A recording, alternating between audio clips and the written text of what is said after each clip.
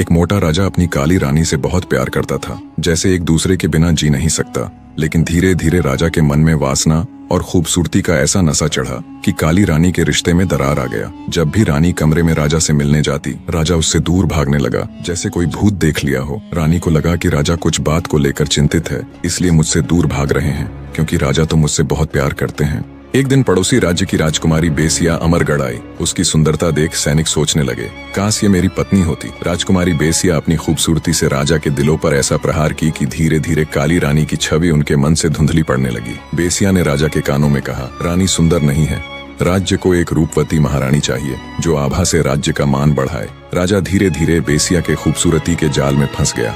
कुछ ही दिनों में उन्होंने काली रानी को महल से निकाल दिया और बेसिया से विवाह कर लिया।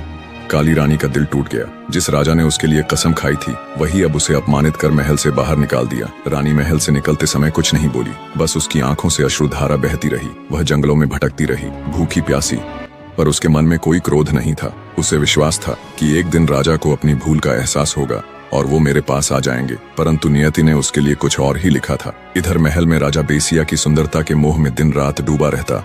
शुरू में सब कुछ स्वप्न सा लगा, पर धीरे धीरे राज्य में अजीब घटनाएं घटने लगीं। खेत सूखने लगे, बारिश रुक गई, प्रजा बीमार पड़ने लगी, सैनिकों का मनोबल टूटने लगा।